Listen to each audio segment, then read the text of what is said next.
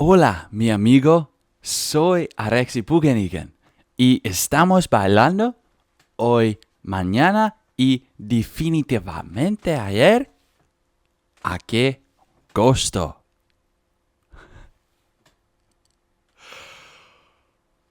Welcome back, ladies and gentlemen, to another episode of Ballin at What Cost. This weekend is Mexican Independence Day. That's why I had to drop that Spanish iteration to our intro to the podcast. This is gonna be there's gonna be Latino and themed topics throughout today's episode, but we'll just get into it. Okay, we'll ease into it. Okay, so it doesn't come off as racist. Okay, so it's not cultural appropriation. It's just cultural appreciation. That's what it is right here. That's what we're going to do here at Ballin' At What Cost. It has begun. It has begun. The NFL regular season has begun, and week 1 is done and dusted. And lucky for us, lucky for everybody, the regular season started in Arrowhead Stadium, the home of the Kansas City Chiefs. And I'm assuming the second home of Taylor Swift, because why are we still doing this? Why are we still doing this? Why? I literally had the most horrible case of deja vu. Like, deja vu if it was only nightmares, because I thought we went through this already. I thought I had already thoroughly discussed this topic, and maybe we didn't have to deal with it again, but here we are. Here we are, ladies and gentlemen. Taylor Swift.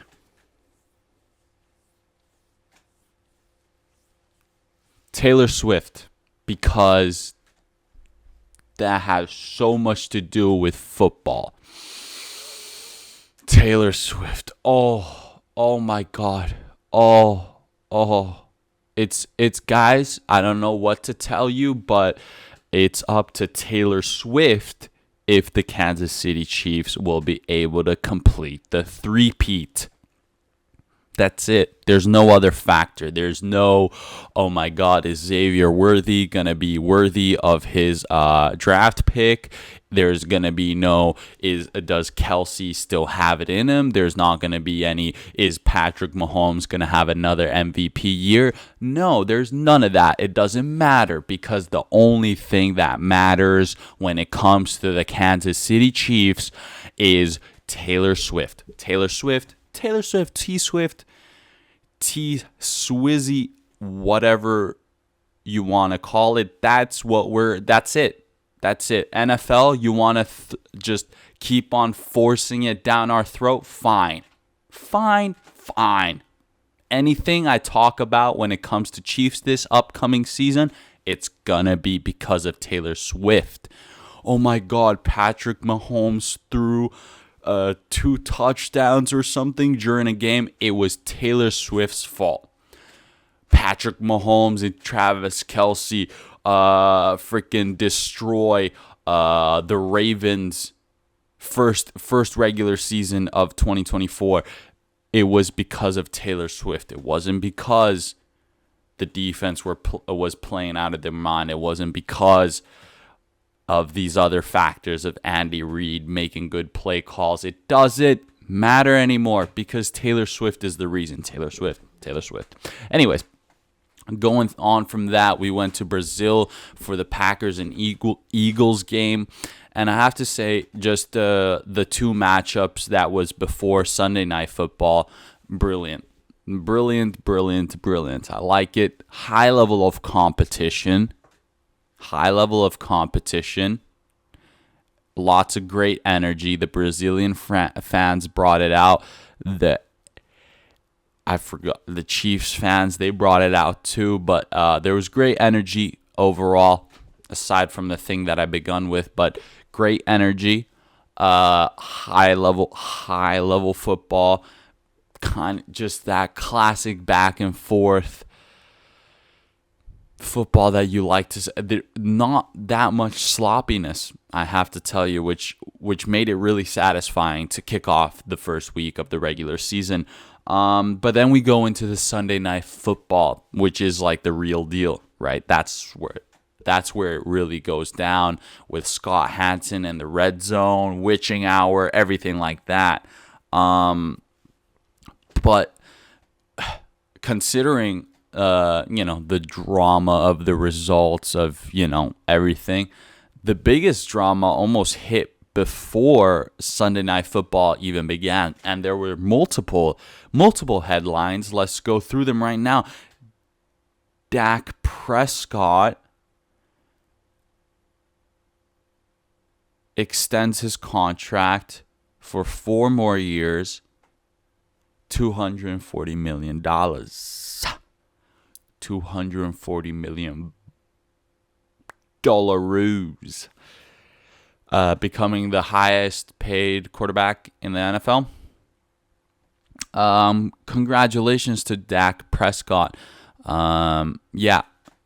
Cowboys definitely opened up their checkbook. They gave CeeDee Lamb the big old contract. They gave Dak Prescott the big old contract. So they've made commitments now into at least their offense, how their offense looks like. Cowboys defense has always been pretty solid. Recently, they haven't been horrible. So now you got the right guys with the right efficiency paid in the offense. Let's see what they can get up to with that. All right, but big news for Dak Prescott. Because nowadays money talks. Money talks. You wanna keep the fan, because here, look, the fans are happy with this either way, because it's just like, at least they made a commitment. As Cowboys fans, you're always unsure. At least now you're sure. At least now you know who you're gonna be. So good on you guys. I think this is a positive all around little contract extension. Who doesn't like some of that money? Anyways, another news. This is already Super Bowl related, even though we just started this journey to the Super Bowl. But for the halftime show of this year's Super Bowl, it's going to be Kendrick Lamar performing during the halftime show. In New Orleans, there was a little bit of debate sparking online if Lil Wayne should have been asked instead of Kendrick Lamar, Lil Wayne being a hometown hero in New Orleans. Listen, of course, theoretically, Kendrick Lamar can bring out Lil Wayne, but that's also an argument I can see being made from Lil Wayne's perspective, which is just like, what do you mean Super Bowl can't just have only me? You know what I'm saying? And it's been the same thing because, there's been like Rihanna, and she performed, but she didn't bring out anyone, right? It's either you get a big ensemble and they announce it. I don't see a world where Lil Wayne's gonna be brought out. Of course, it's awesome if he does get brought out. It means that Lil Wayne kind of just wants to do it for New Orleans and type of stuff like that. And of course, Kendrick, taking that into consideration. However, Kendrick has officially won the rap battle by doing this. He's officially won. He's done it now. He's done it all. He has the catalog to be able to do a Super Bowl halftime. He has enough bangers. He has a great message, including that, Drake is this kind of guy. Listen, guys, if he plays Not Like Us, I don't think it's gonna be a verse. It's gonna be just dee dee dee dee dee doo doo. Muzzin on the beat, hum boom boom boom. They're not like us. They're not like for a few seconds. We know how Super Bowl halftime performances goes. Rarely do they actually do a whole song beginning to end. So it's gonna be a little bit of mix and matching of different stuff. I'm sure it's gonna bring out energy. Don't kill my vibe. Don't kill my vibe. It's just he can't say the first word, but it's like, don't kill my vibe. Don't kill my vibe. Right? We gon' be alright. Yeah, we gon' be alright. It's gonna be a fun time. I think for New Orleans, like New Orleans energy, sounds awesome. I'm down with that. Kendrick Lamar, big as it gets nowadays. And last big headline, and this happened moments before the game was about to start. Miami Dolphins star wide receiver Tyreek Hill, the cheetah, detained by police on his way to the stadium. And luckily, actually, this morning, body cam footage of the arrest or the whole incident was released. And dude, I thought this was America. Like I thought this was America. I thought only, impoverished or lower income people suffered through that. What? I thought this was I thought if you were a rich celebrity, it's no problem. Look, hey, bro, you know me. I'm Tyreek Hill. Tyreek Hill basically runs Miami if we're really thinking about it, right? Him and Mike McDaniels are pretty much the ones that are like, pretty much, right? And Bam from, the Heat, but that's about, they're running that. So how, because I think this is like a weird racial thing here because, and this is like my first thing, because I thought this was in Miami too. Like I thought that, the Latino, community, they were like laid back and stuff, you got Mexican Independence Day coming up in a week. What are you doing?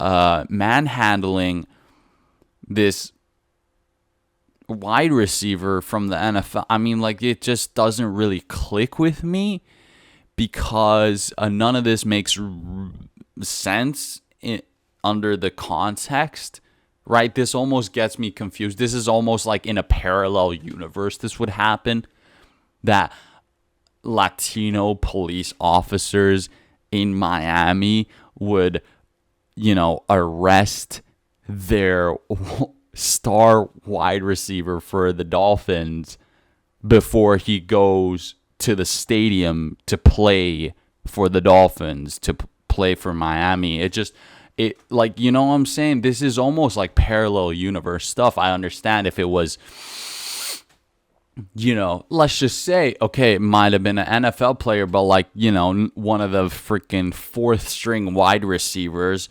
and it was a white cop, and he was on his way to like the grocery store or something. But this is like everything about this story makes zero sense. That's why I'm so confused, because it's like, as soon as the cop pulled him over, he should have been like, oh shit, man, it's Tyreek Hill, man. Oh shit, man, can I get a selfie, man? Oh, sorry for pulling you over, man. You going to the stadium to start playing, to practice? Oh, cool, man. Oh, cool. Okay. Yeah. Just let me get a selfie and then you'll be on your way. But like, it wasn't that. It was like, get on the ground, like, fuck your shit. Tyreek Hill, they were telling him to take a seat. This was after, pinning him down on the ground and handcuffing him. And then they were back standing up and they were like, hey, look, take a seat on the curb. Tyreek Hill goes like, yo, okay, I will, but I'll do it slowly because I just got surgery on my knee. And then another cop just comes from out of nowhere and forces him down to sit down. And the whole time he's like, dude, I've had surgery on my knee. I've had surgery on my knee. This is crazy. This is crazy. This is everything that Miami doesn't represent. Like, actually, this is what, like, if this happened in fucking to the Vikings, yeah, sure. But this happened in Miami? This is weird. This is really weird. Is this all Kamala Harris plotting this thing? This is weird. Okay, anyways, let's move on. It's almost too confusing. Yeah, because if we want to talk about, like the people that are in shambles, Atlanta is in shambles right now. Atlanta is in big. You just paid a lot of money to Kirk Cousins, and then you used one of your draft picks to still pick a quarterback. And then you're like, all right, well, if we're doing all this, the offense is going to be on fire, right? Like, Atlanta Falcons were, in a way, they were favored to be really strong. I mean, people were going like, okay, Bijan Robinson, now you got Kirk Cousins. It's like, okay, now this offense is looking a little bit better, right? And then you're going against Steelers, the ones who are, predicted to be the weakest team in the AFC North. And on top of the fact that right before the game, Steelers made the decision to start Justin Fields, the backup quarterback, instead of their starting quarterback, Russell Wilson. Yeah, this almost hurts a little bit. I almost feel bad because everything about this matchup was supposed to be Atlanta goes off against the Steelers. Steelers, for once, they don't have anything. Mike Tomlin is finally going to freaking have a negative record end of the regular season. This was the narrative, right? At Falcons, we're back up. They're going to be awesome. That was the whole narrative. However, it was quite the opposite. And then now I'm almost worried. Now I'm almost a little bit worried because this is one of those matchups that gave us, from both teams, the complete U-turn. The complete U-turn, where it's just like, wait, okay, I take back everything I said after one game. There's a few other teams that are also in shambles, but I'll talk about them when we get into the Week 2 predictions. Bears, Chicago Bears. It's been a rough one for a while, but now you got a great quarterback, right? The offense is going to go crazy, right? Because the defense has been crazy either way. So the offense is going to go crazy, right? Right? They get a bizarre win over the Tennessee Titans. Bizarre because no one in the offense scored a touchdown. Only the defense scored touchdowns for the Bears. Caleb Williams threw for under 100 yards. Stats weren't looking too on fire for Caleb Williams. He didn't score. He didn't throw a touchdown. He didn't have a passing touchdown. He didn't, have a rushing touchdown. There was no touchdowns when it came to Caleb Williams. So, yes, if I was a Chicago Bears fan, if I was from Chicago, I'd be confused but still happy. Like, I wouldn't be pissed off at all. I wouldn't be worried because the defense, certainly they can do something. So maybe if Caleb Williams can just score one touchdown, then the hype is like 100% in it. Right now, it's a little bit like, okay, that was just a weird one. You guys played against Titans. Titans not predicted to be like one of the stronger teams. So let's see what Caleb Williams can get up to in week 2. Now, one of the games that were going down during Sunday, I think this was no, it wasn't prime time on Sunday, but one of the bigger matchups was Cleveland Browns versus Dallas Cowboys, because both teams have invested a lot. Both teams have invested a lot in the offseason towards their team. There's a lot of money involved, right? And they were playing in Cleveland. Browns, had a great defense. Oh, they have a good defense. Now you got Deshaun Watson, and now the Browns, you've made your investments into the offense. My take on this one was it was going to be brutal for one of the teams. There was, there was no way there was going to be no negativity coming out of the, there, of course, each week there's the person or the team that gets, roasted quite hard online. However, Browns were unfortunately the ones that had to take it the most in week 1. They really had to take it up the chin. Cleveland was not happy. They were not. They were freaking booing and booing and booing, okay? If you were to hypothetically say, hey, let's give Jameis Winston a try, I wouldn't be offended. However, there's a lot of money in Deshaun Watson. Right. Maybe he needs to get a massage to be able to recover better.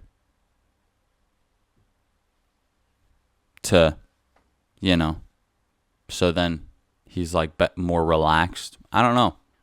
I don't know if this guy likes massages. Maybe get a massage. I don't know. Anyways, lastly, I think the star performance of week 1 in the NFL, I'm going to give it to my boy Mayfield, because Baker's always going to bake. 30 attempts, 24 completions, 289 yards, 4 touchdowns. Yeah, because Baker's going to bake. He's going to get that bread. And you know what? I think the Buccaneers look quite good. Yes, Commanders aren't the strongest team out there.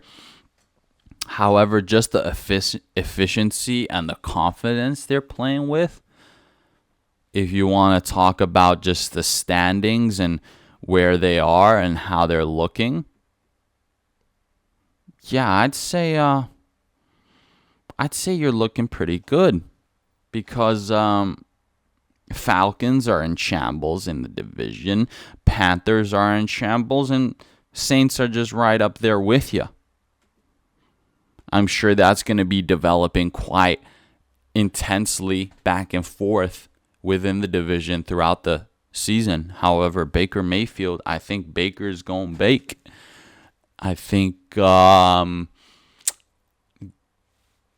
going to be a whole darn bakery with lots of options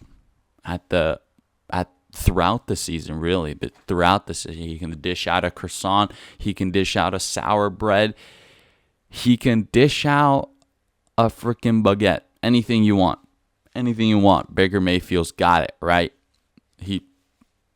This man's got it. Tom Brady 2.0. Anyways, all right. That's the NFL Week 1. Week 2 coming up ahead. It starts off with Thursday Night Football, Buffalo Bills versus the Miami Dolphins. You know what? One of them is going to take an L. They're both 1-0. One of them is going to have to take an L, and I think it's going to be, unfortunately, the Bills. Another matchup that I think is going to be very interesting is the Buccaneers versus Lions matchup. Because this is when we really get to see if Buccaneers are all about that. Because if they pose a danger towards Lions, then wow. Bucks might be looking really good then. Colts versus Packers. This is also a big one because there is no doubt that both teams have a good amount of strengths. However, they're both 0-1, and being a team that is still pretty strong and have aspirations to make the postseason, going 0-2 isn't going to be the funnest thing. So that one's going to be one of those that slightly higher stakes. I think same thing as the matchup after, Browns versus Jaguars. Both 0-1. You gotta possibly make something happen. But I think that's about it. Oh, Steelers versus Broncos. All right, that one's gonna be an interesting one. It's gonna be even more interesting if my boy Russell Dobbs is gonna be starting. If Russell Dobbs starts, then I think Steelers is going to win. If Russell Dobbs doesn't start, then I think Broncos might take it. All right? That's just my go of things. And, I guess one of the biggest matchups Sunday Night Football is going to be Bengals versus Chiefs. However, unfortunately for Bengals in Week 1, it didn't look so great because they lost to the Patriots, meaning that their offense really wasn't doing much because they only scored 10 points. I'm very scared of Week 2, as a matter of fact, because they're playing against the Chiefs. I have Joe Burrow as my starting quarterback in my fantasy team. I'm concerned. I'm very concerned. Because I have very high hopes, and I don't want this to end up bad for my boy Joey B. Okay, he freaking dyed his hair for this. All right, dude, he's trying to hot boy summer this one. Okay, so let's just kick some Taylor Swift ass. All right, going into Week 2. Now, this weekend we also have Formula 1. And you got to follow the rules this weekend because it's all about the team. It's all about the team now. In Azerbaijan this weekend, the Constructors' Championship can change rankings after this weekend. Red Bull are only, 6 points ahead? 8 points ahead.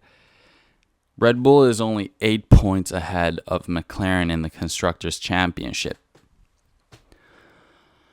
So, this might be one of the weekends where the tide changes. We're changing to the other side. It might just be that after this weekend, the second Red Bull era comes to an end. All right, but that is only if you follow the rules. Papaya rules, you gotta follow the rules. If they say papaya rules, right? Which means is make or break for Verstappen and Lando as well, I think. Either Verstappen, he goes vintage triple champ mode and then pulls off a miraculous podium Orlando has a flawless race weekend. I think this is only one of those. Those are the only two options. Either Verstappen finishes on podium or Lando Norris has his first real flawless race weekend. As in, he gets pole, he leads every single lap of the race, and then he gets fastest lap. I think he has to do it. And Azerbaijan, one of the places where there's a little less distractions for the guy, all right? Every other place, there's been a little possibility of distractions. Now you've been able to rest for a week, and then now you go to Azerbaijan. Just, you can, check out the castle a little bit more. I don't know. And that's it. You got to focus up now, Norris, because 62 points is the difference. 62 points, 8 races to go. Could you do it? I think he could. However, he's got to do some miraculous stuff, which includes doing these flawless race weekends. Now, if we want to talk about the other drivers in terms of the Drivers' Championship, actually, as of right now, ranking 1 through 8, they're pretty spread out now. Before the second half of the season, there was still a little bit bunched up. But now, it really is. They're spread out. So there's going to be an importance on individual performance as well. These drivers, they got to do everything possible, because all the way till Russell in P8, from there onwards, upwards, it's a tight one. It's very, you can't be slipping much. Otherwise, someone's going to be taking advantage, all right? Checo, for example. If Checo finishes P8 at the end of this season, that is not going to be a good look, especially if Verstappen wins. If Verstappen wins the Drivers' Championship, and Checo is 8th, then, that one's going to be a tough one. In terms of me, I was saying that Sainz is going to finish higher than Leclerc in the driver's standings. Right now, Leclerc is pulling away a little bit more. I think close to 30 points ahead. However, it's still very close up there. Piastri as well. I'm sure he's going to be wanting to be in the top 3 at least, knowing that he has a very strong car now. So I feel like there's going to be a lot more individual fights. Now it's going to be like every little position, even if it doesn't really matter for the team. Even though it doesn't, because it's going to be a difference of 1 or 2 points, I think. And you got to do everything possible. Now, Azerbaijan this weekend, how does it look throughout Saturday? How does it look throughout Sunday? I'll tell you what. And this is the faith I have. This is the faith I've had because you're good. Because Oscar Piastri, being, after Monza at least, being the kind of threat or, problem causer for Lando Norris in terms of just, they have the equal car, and Piastri's pretty much always right next to Norris throughout the race weekend. Piastri's pretty satisfied now. I think Piastri has now won the Grill the Grid YouTube series that F1 does, which is just like quizzes and stuff. He won that, and he was extremely happy. Some would argue he's happier winning a freaking YouTube series that's posted on the F1 channel than winning an actual Formula One race. he's satisfied now. Oscar Piastri, he's satisfied. He's done everything, and he's shown how big his balls are compared to Norris after Monza. So I think Piastri is pretty content with himself for the season. He's like, yeah, no, I've done enough. Fucking, I'll help Lando, whatever. Because he realized that, you look at the grill of the grid, who's the more likable freaking McLaren driver? Because for the longest time, it was like everyone loves Lando Norris because he's like the most relatable guy, super friendly, super happy, super enthusiastic about stuff. But now, dude, he looks like freaking 2021 Lewis Hamilton, bro. What is going on to Lando? But this is what I'm saying. Lando now has been through adversity, diversity, been through challenges in all types of ways. Enough so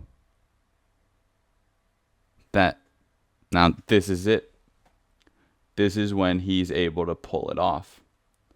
So on Saturday, he's going to get the pole position. Right? I feel like Ferrari's going to fight pretty hard for pole, but Norris will pull through. Maybe Leclerc P2. Maybe Piastri P3. And then Norris gets the better start off of Leclerc. Piastri challenges the fuck out of Leclerc off the race line start. And Norris dominates the race as well. Because I believe in you, Lando. Because I believe in you.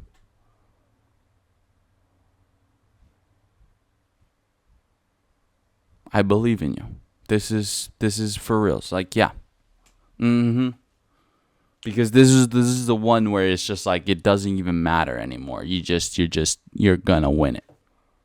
Because you're just the best. You're the best. Everybody believes in you. You're the best.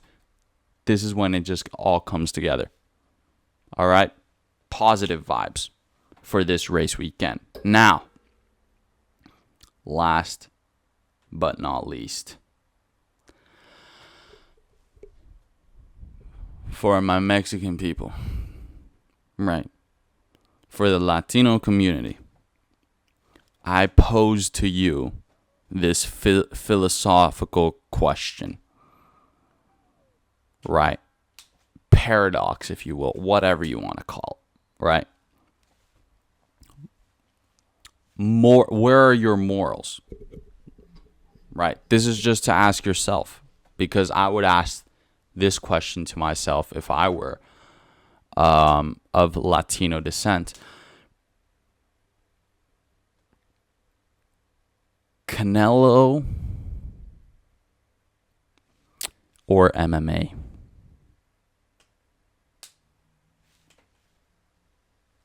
Canelo Alvarez or MMA? Canelo Alvarez or mixed martial arts? Because UFC Noche, UFC 306 is going down this weekend. Presented by Riyadh Season, right? So Saudi Arabians gave UFC the money to be able to throw an UFC in the Las Vegas sphere. So in terms of live sporting events, this is going to be monumental. I'm not even kidding.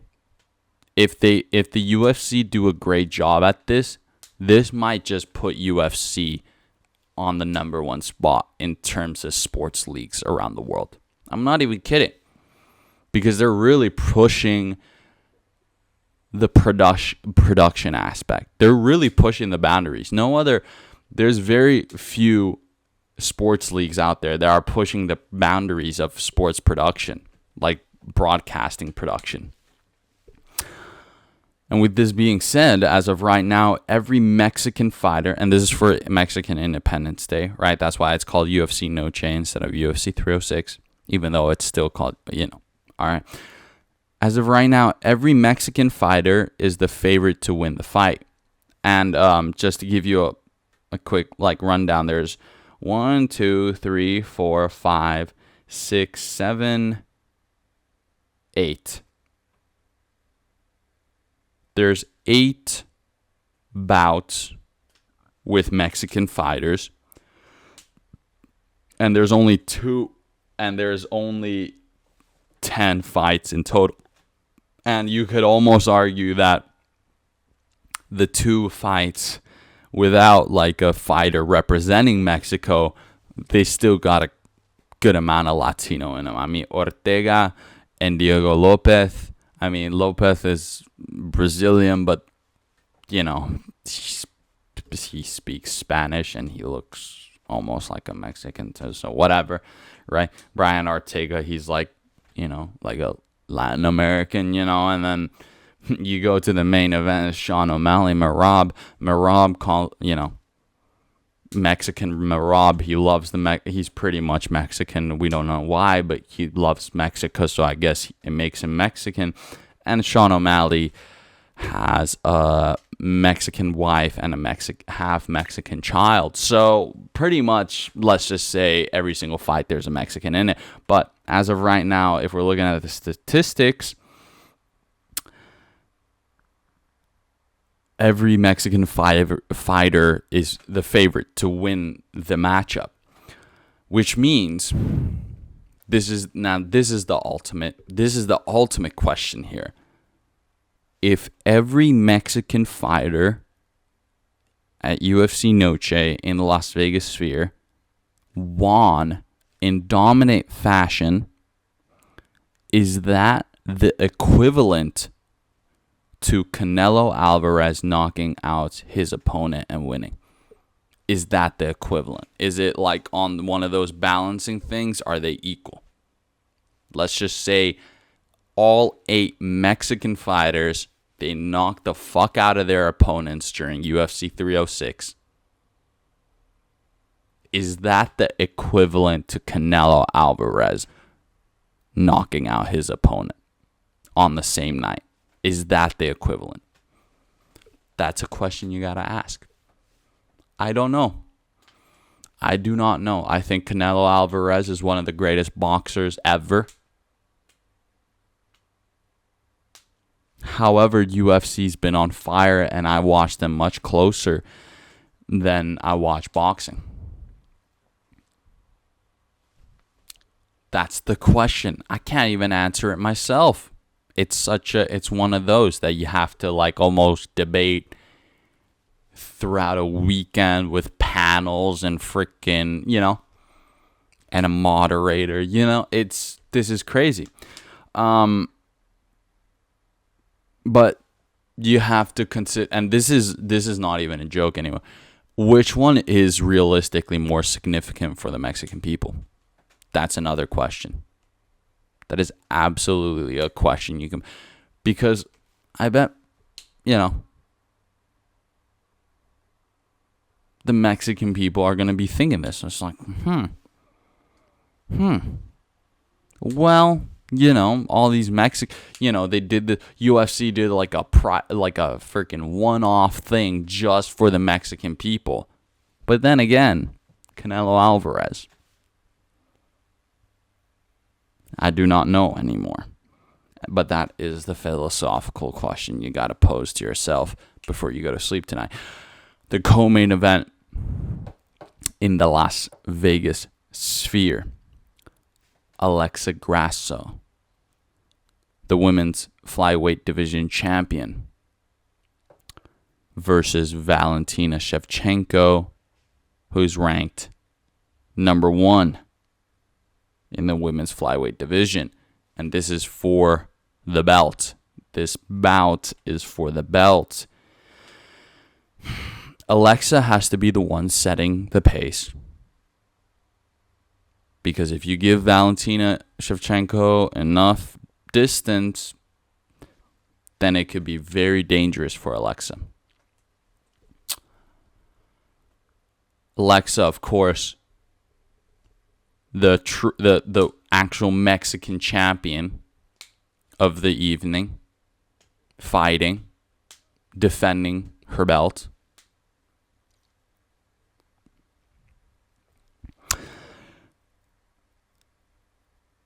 Alexa, in terms of UFC Noche, is basically female Canelo fighting for Mexico. She's fighting for Mexico. She's the co-main event. She's the champ. She's the Mexican champ.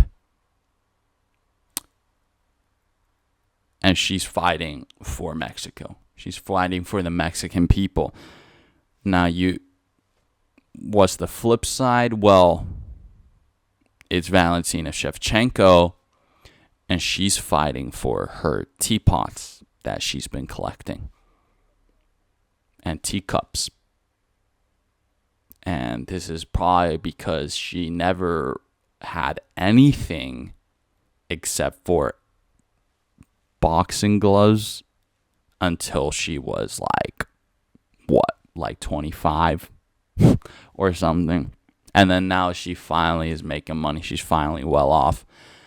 She can finally buy herself teacups and teapots because it gives her peace. She likes the memory. She likes the journey. She likes the story. It feels like, these antiques, they have like a soul of their own. So which one is more dangerous? I really don't know. This is who's going to win this fight? Is it going to be Alexa Grasso? Mamacita. Right? She likes to make the fights a little dirty. She likes to be a little aggressive. Right? But she still speaks sweetly to you. Right? Or is it going to be Valentina Shevchenko? Eastern European lady, blonde, sentimental, but has a bit of a edge to her. Once you get to know her, who's gonna win this co-main event? I don't know. 5 rounds though, ladies, please go the distance, please. Alexa,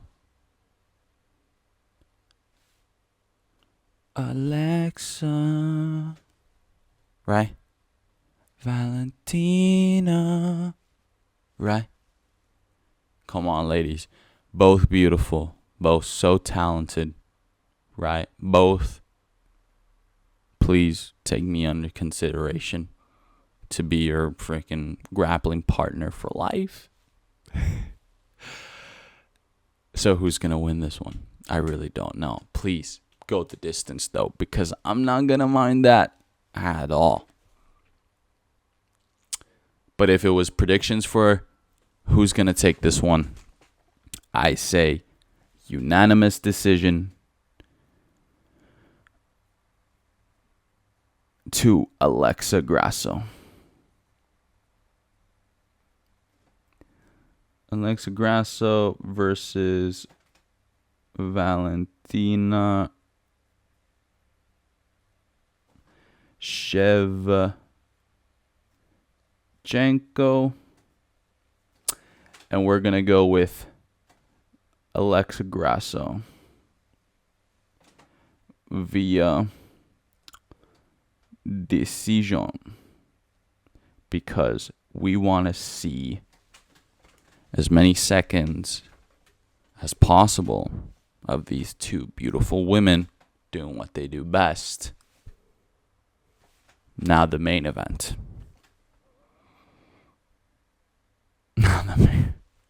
Yeah, I mean, Jesus, thank God for this very attractive co-main event, because the main event, I don't know, these guys, thank God they're good at fighting, and they make money. Okay. Anyways, no.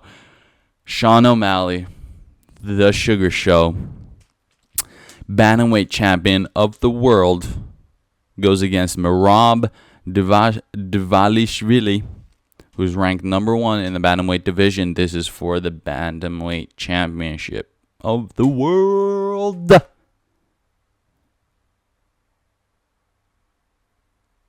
Merab, known for being a grappler, known for ground and pound, just relentlessly going for takedowns and trying to grapple you, ground and pound, the whole dealio. Sean O'Malley, been known for super technical striker, super great at distance management. Now, the whole thing about the way he was able to get his belt, he went against a grappler, Aljamain Sterling, and it was revealed after he won the belt that he hadn't grappled at all leading up to the fight against the world-class grappler. So, did Sean O'Malley practice grappling, go through grappling drills throughout training camp with Tim Welch? I don't think so. I think these guys are completely allergic to grappling. So with this being said, Sean has been only practicing his flying knee because that's the only thing you need when a guy's going to be going for takedowns nonstop. That's it. Sean O'Malley hasn't done a single grappling drill because all he needs to do is practice that flying knee, get the timing down so that every time Merab goes for the takedown, shoots for the takedown, flying knee. Shoots for takedown, flying knee. That's all he's been doing. Shoots for the flying knee. There's no such thing as grappling in Sean O'Malley's world. No. You play his game. He doesn't play yours. All right? If Merab takes big risks, then he might be able to reap the rewards, right? If he does strike a little bit, if he just goes for the risky takedown, he might be able to might be able to get the takedown, might be able to do a little bit of ground and pound. However, if Merab is going to fight the way he fights the past 3 fights, where it's just winning the rounds and then getting the decision win, then I say Sean O'Malley gets his second title defense in the Las Vegas Sphere. As a matter of fact, I think the flying knee is landing in round 2. And that's going to be... that flying knee will be for the Mexican people. So, Sean O'Malley versus Merab.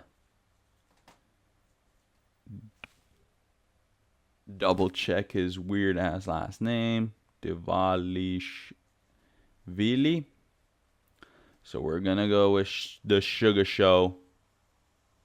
Because I really want to put this out there. Sugar Sean O'Malley, one of the only fighters where I've watched every single one of his UFC fights from the get-go, followed the hype train, and he has actually done it. He's one of the rare cases where I will pull the all-nighter just to watch him fight in the main event. I did that for Chito Vera. I did that for Aljamain. So, Sean O'Malley, and I'll write this down too, because I am so sure that they're actually allergic to the grappling. Those guys. Flying knee, round 2. That's it. That's how it's going to go for the Mexican people on Mexican Independence Day. It's a fully packed weekend, if I'm being honest with you. NFL, Formula 1, and the UFC. How beautiful is that? It doesn't get more beautiful than that, except for Alexa Grasso and Valentina Shevchenko. Now that is real beauty right there. Ladies and gentlemen, one more time, I'll hit this with you.